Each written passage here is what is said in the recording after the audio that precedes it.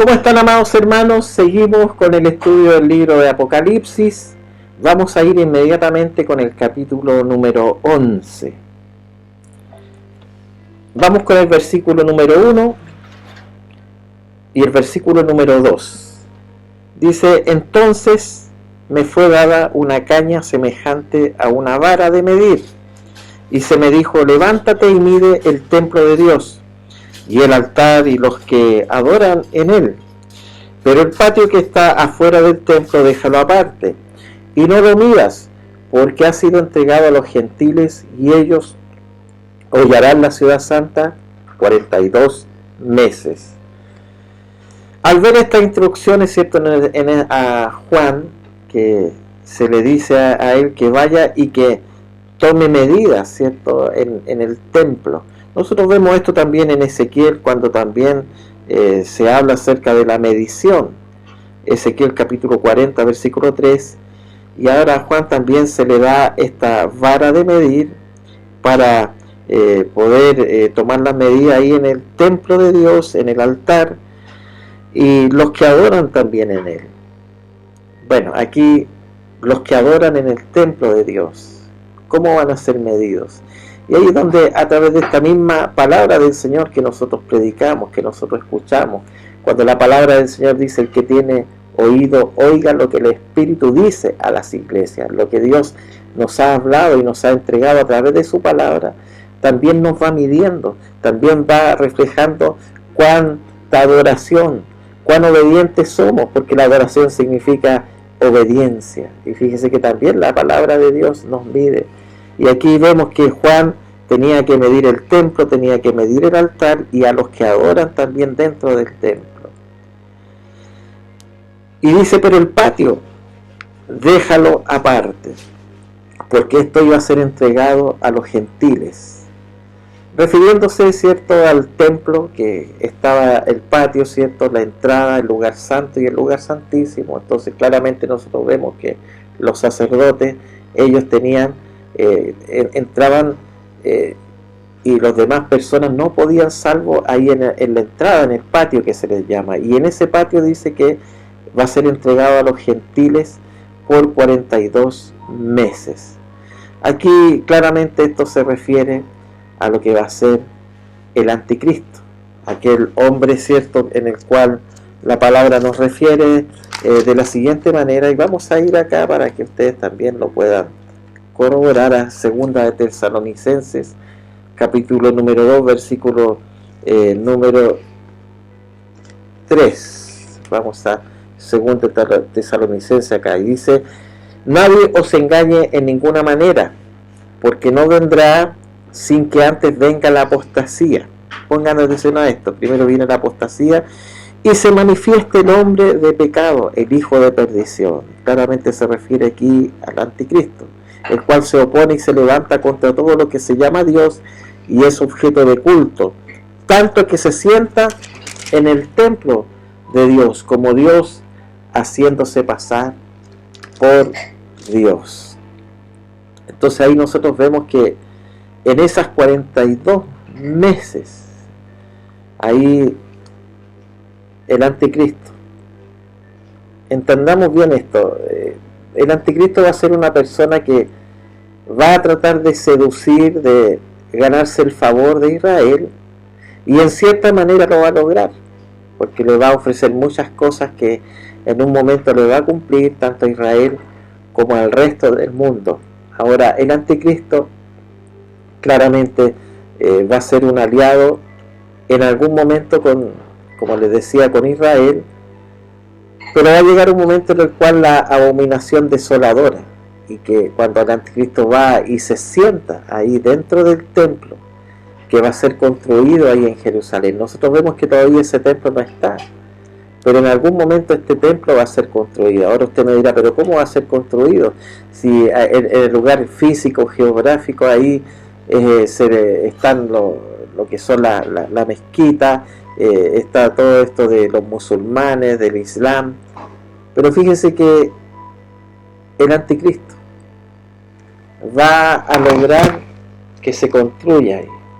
Claramente la religión del anticristo no es aquellas religiones, sino que Para entender un poco bien esto, el anticristo va a ser una persona, como nos describe en el libro de Daniel, una persona que va a ser alejado del amor hacia los padres y también de las mujeres. Ahí también nos entrega más o menos cómo va a ser él en su personalidad.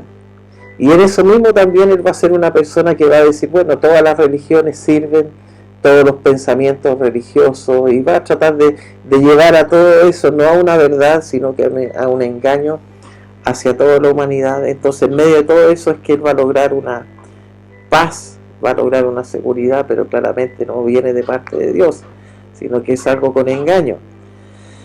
Y en medio de todo eso es que él se siente seguro, va y se quiere sentar en el templo, y de hecho así lo hace. Entonces fíjense que ahí cuando hace eso, y lo que la palabra se refiere a la abominación desoladora, entonces ahí se reduce el quiebre entre Israel y el anticristo. Y toda esa paz y toda esa seguridad que ha sido un engaño por los 3 años y medio iniciales, ahora viene la segunda parte.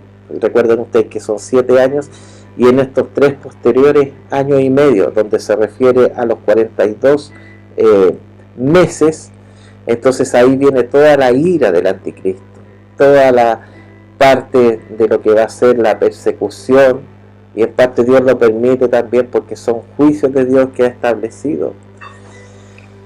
Pero en medio de todo eso, el Señor va a enviar 2 testigos que profeticen por 1260 días vestidos de silicio. Y claramente eso se refiere también aquí en estos 1260 días, estos 3 años y medio de la segunda parte de lo que va a ser el anticristo. Así como el anticristo se va a levantar en contra de Israel, también el Señor envía estos 2 testigos, y ellos van a tener una misión muy especial. Dice, estos 2 testigos son 2 olivos y los 2 candeleros que están en pie delante del Dios de la tierra.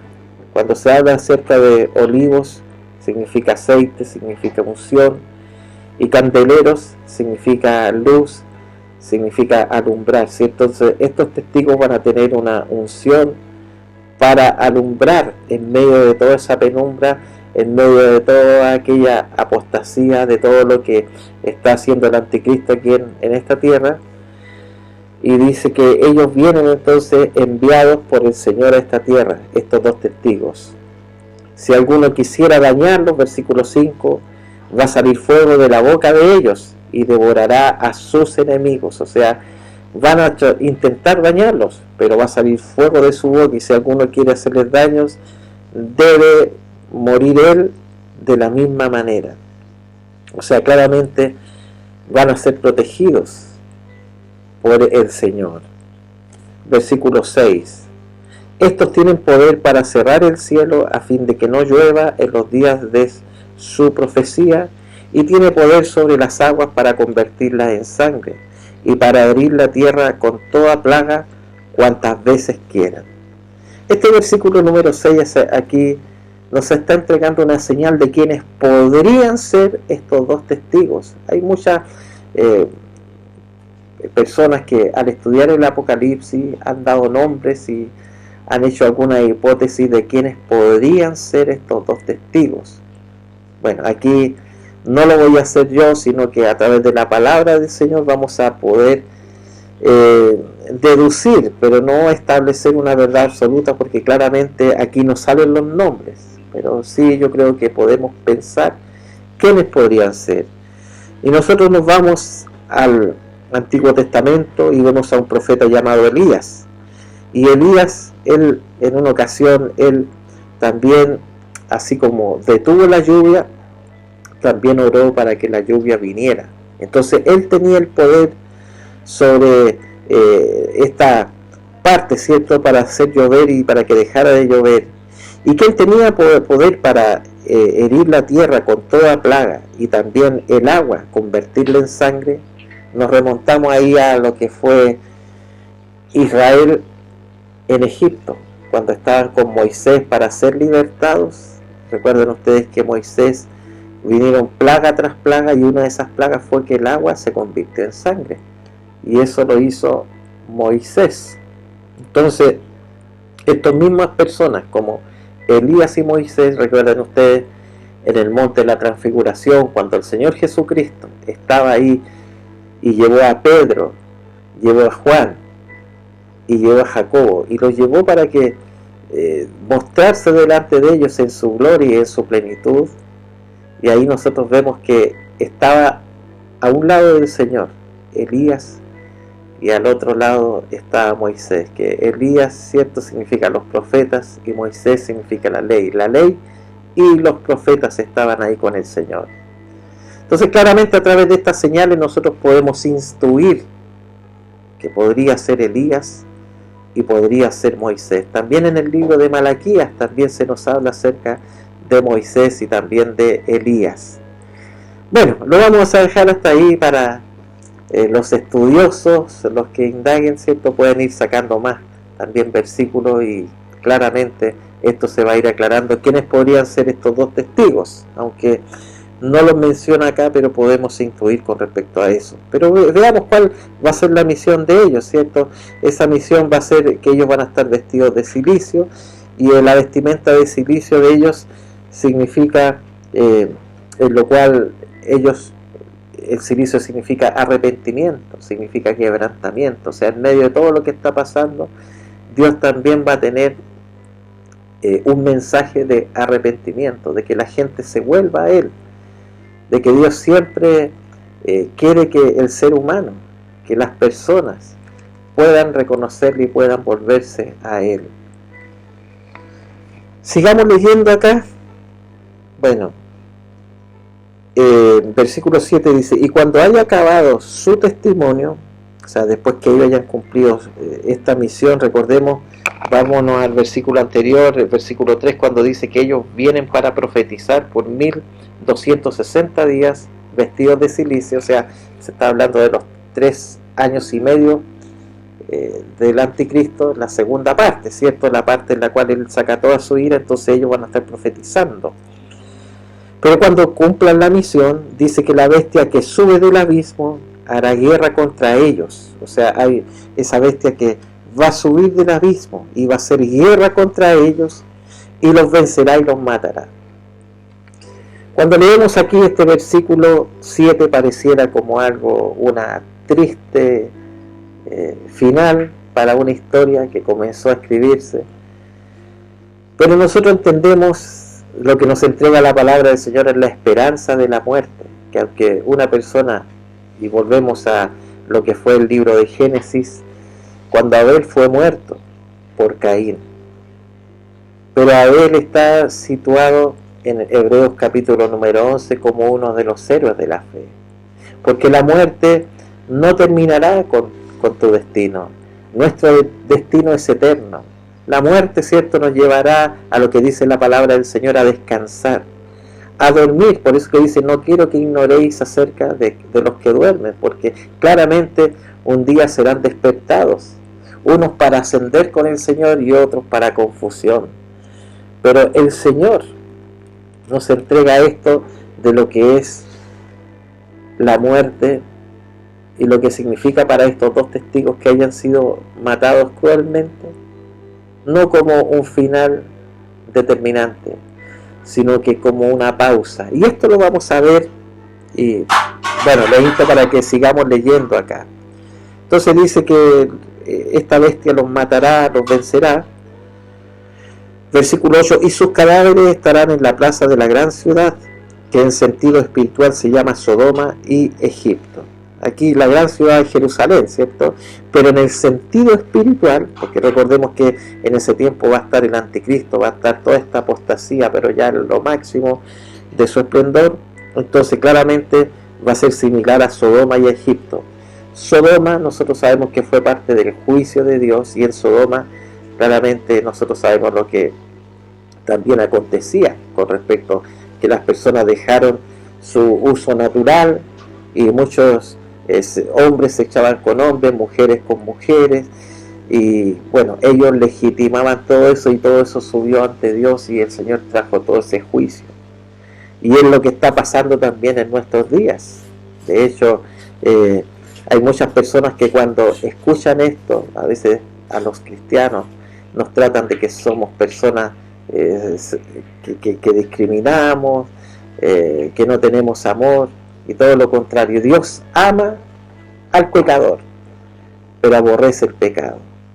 Y la palabra del Señor nos dice: venid a mí tal como estáis, porque el Señor es el que hace la obra. No es el mensaje de un pastor, no es el mensaje religioso de una iglesia, es Cristo que transforma aquel corazón, aquella vida.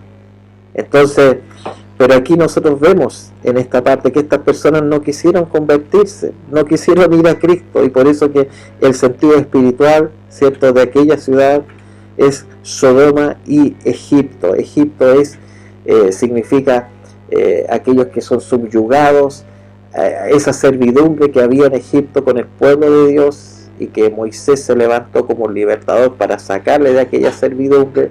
Pero aquí claramente esa misma ciudad, Jerusalén, donde estaba, ¿cierto? Y más tarde nosotros vamos a ver que se va a establecer el trono del Señor. Pero en aquel tiempo, en ese periodo, va a ser espiritualmente Sodoma y Egipto. ¿Y qué es lo que pasa ahí? Dice: donde también fue crucificado nuestro Señor. Versículo número 8 dice: donde se fue crucificado nuestro Señor. Y los de los pueblos, tribus, lenguas y naciones verán sus cadáveres de estos testigos, ¿cierto?, de estos dos testigos, y los van a exhibir ahí por 3 días y medio, y no permitirán que sean sepultados. O sea, no van a permitir que ellos vayan a la sepultura, sino que los van a exhibir ahí como para vergüenza de esa ciudad, de los habitantes y de toda la humanidad, y va a ser como un trofeo para el anticristo, para esa bestia que los venció, ¿cierto?, que los mató. Entonces dice: y los moradores de la tierra se alegrarán sobre ellos. Mente cegada, ¿cierto?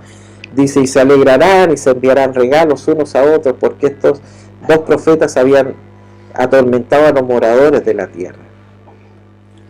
Cuando a nosotros se nos habla acerca de los regalos, cuando se habla acerca de todo esto, claramente nosotros lo relacionamos con la Navidad, ¿cierto? Que en la Navidad la gente se envía regalos, pero la Navidad no se vive con el propósito del nacimiento de Jesucristo. ¿Sabe qué? Esto es muy similar, y por eso que esta palabra del Señor nos va entregando en el sentido espiritual también las vidas que no tienen a Cristo en el corazón. Hay muchas personas que celebrando Navidad, incluso celebrando el nacimiento de Cristo, o sea, eso debería ser la real celebración, pero la gente celebra otras cosas, se celebra y se regalan, pero sin el Señor, sin Dios, sin el sentido de tener a Cristo en el corazón. Y aquí claramente dice que estas personas lo van a hacer porque habían, en el fondo, o sea, van a alegrar porque estas personas, porque estos dos testigos fueron muertos. Entonces dice: porque atormentaban a los moradores de la tierra. Y sabes que el mensaje de salvación para nosotros, los que hemos creído en el Señor Jesucristo, es gozo y es salvación para nosotros, y el justo por la fe vivirá, como dice la palabra. Pero para aquellos que no quieren recibir al Señor, es tormento, es piedra de tropiezo. El mensaje de la cruz, el mensaje de Jesucristo, no es un mensaje popular, no es un mensaje que vaya de la mano, ¿cierto?, popularmente con las personas. Hay personas que rechazan el mensaje porque dicen: bueno, quédense ustedes con lo que ustedes piensan, pero a mí déjenme vivir mi vida tranquilo, y quieren vivir en ese estado de apostasía, en ese estado, como dice, de Sodoma, de Egipto. Quieren hacer su vida, no quieren escuchar consejos, no quieren ir a la verdad de la palabra del Señor. Y sabes que la palabra no puede ser tergiversada, no puede ser adulterada. O tú estás en la verdad o estás en la mentira. Así es. No existen las mentiras piadosas, las mentiras bondadosas, las mentiras buenas. La mentira, el padre de la mentira es el diablo. Hay engaño, hay destrucción sobre la mentira. Por eso que el Señor dice: los que son de la verdad me siguen. ¿Cuántos quieren seguir al Señor en esta hora? Y sabe, no es una verdad a media, sino que es una verdad que te lleva al camino y a la vida. Jesucristo es el camino, es la verdad y es la vida. Y en esta hora, ¿por qué no acudes a Él? ¿Por qué no vas al Señor? ¿Sabe? Todas estas cosas que nosotros estamos viendo acá de los moradores de la tierra, que se sentían atormentados. Espero que esta palabra no te atormente, espero que el mensaje de la cruz, espero que esto que estamos estudiando, más allá de ser conocimiento o cosas escatológicas que la gente ve aquí en el libro del Apocalipsis, sea quebrantamiento para ti que me estás escuchando, sea un motivo de que tú vayas a los pies del Señor y le digas: Señor, todo esto que se viene, yo quiero predicar tu palabra, yo quiero que mucha gente se salve, que mucha gente entienda. Mira, el arca que fue construida, en la cual Noé construyó en su época, donde no había llovido, donde no había caído una sola gota de agua del cielo, pero el Señor le dijo: va a caer un diluvio. La gente no creyó, lo tildó por loco. La gente se sentía atormentada por aquello que decía Noé. Pero vino el diluvio y la tierra se inundó. Y los moradores de la tierra perecieron, salvo Noé y su familia, que Dios los salvó por esa gracia bendita. Así también va a ser. Esta palabra va a tener un fiel cumplimiento. ¿Sabes? Nosotros debemos ir y predicar y salvar y llevar al arca de salvación, llevar a Cristo, a los pies de Cristo, a la gente para que le conozca y para que le sirva. Versículo número 11 dice: pero después de 3 días y medio, estamos hablando de los 2 testigos, cierto que la gente se habían burlado y que habían sido exhibidos sin sepultar. Entonces dice que estos dos testigos, después de esos 3 días y medio, entró en ellos el espíritu de vida enviado por Dios, y se levantaron sobre sus pies, y cayó gran temor sobre los que los vieron. Entonces estos testigos se levantan por el Espíritu de Dios, aquel Espíritu de Dios que resucitó a Jesucristo de entre los muertos, que resucitó al Señor. ¿Saben lo que acontece? Que esos testigos, ¿cierto?, ahora puestos en pie, entonces eso que ellos hayan resucitado, cayó gran temor sobre los que los vieron. Y dice que oyeron una gran voz del cielo que les decía: subid acá. Y subieron al cielo en una nube, y sus enemigos lo vieron. O sea, ellos fueron ascendidos. El Señor, ya ellos habían completado su misión. Entonces ellos ascendieron hacia los cielos en una nube. Esta palabra nos dice, si ustedes quieren complementarla acá, la podemos encontrar también en el Antiguo Testamento, Segunda de Reyes capítulo 2, versículo número 11. Versículo 13, en aquella hora hubo un gran terremoto, y la 10ª parte de la ciudad se derrumbó, y por el terremoto murieron en número de 7,000 hombres, y los demás se aterrorizaron y dieron gloria al Dios del cielo. Aquí nosotros lo vemos cuando el Señor Jesucristo fue crucificado, y la tierra se oscureció y hubo un terremoto, y muchas personas con ese cargo de conciencia, de culpa, dijeron: hemos matado al Santo, al Hijo de Dios. Mucha gente se recriminaba porque habían hecho eso, matar al Hijo de Dios. Y fíjense que aquí también la gente se aterrorizaron por aquello que había pasado, de haber resucitado a aquellos 2 testigos y que ascendieron hacia el cielo. Bueno, y ahí ellos aterrorizaban con terror, glorificaban al Dios del cielo. ¿Sabes?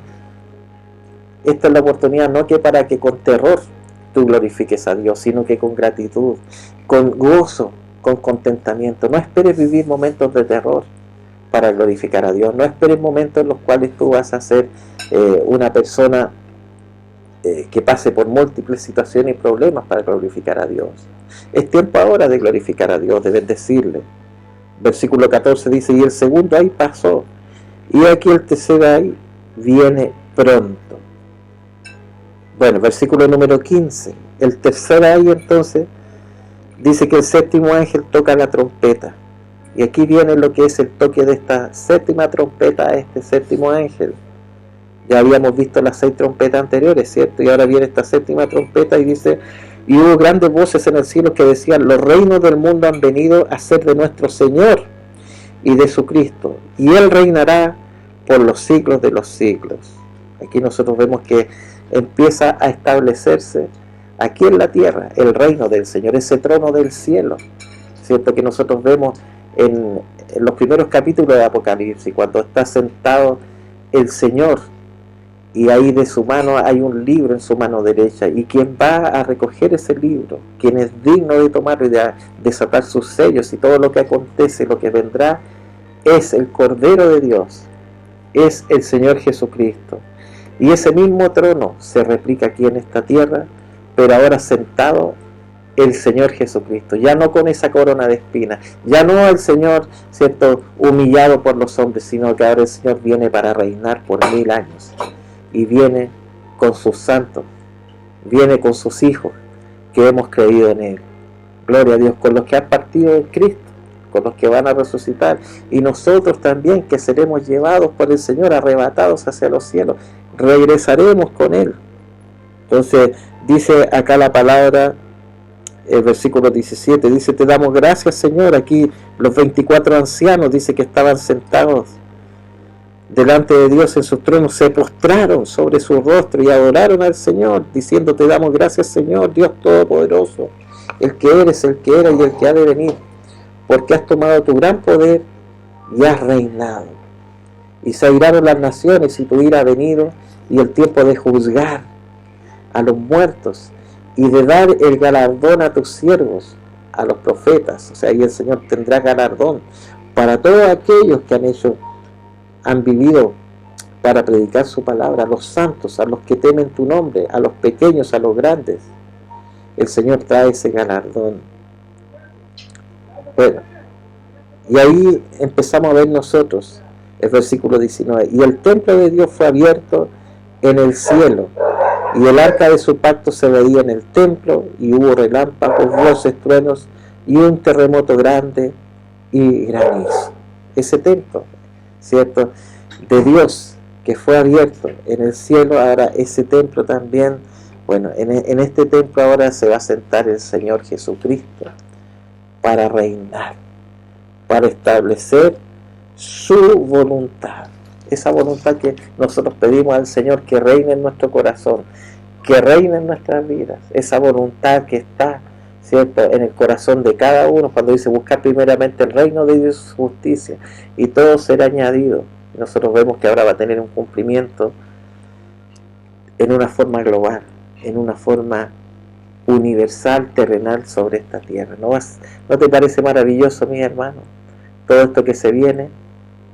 Quiero decirte una cosa: cuando el Señor nos habla de su palabra, y le habló a Juan que escribiera todas estas cosas, le habló para que estas cosas también fueran llevadas al conocimiento tuyo y mío en esta época que estamos viviendo. Han pasado tantas cosas estos últimos años en la tierra, y sabe, todo eso es el cumplimiento de la palabra del Señor, es el cumplimiento de estas profecías, y que se va a cumplir.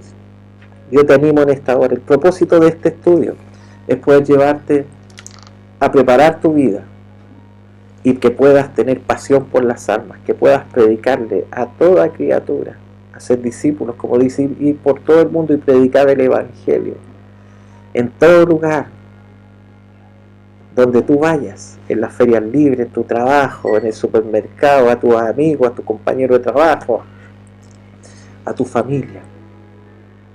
No queremos ser parte de estos horrendos juicios, de todo esto que se viene. Queremos ser de aquellos, como dice la palabra del Señor, no puestos para ira, sino que para salvación a través de Jesucristo. Espero que esta palabra te haya bendecido y te haya fortalecido. Un gran abrazo, y nos estamos viendo en el próximo capítulo del libro de Apocalipsis.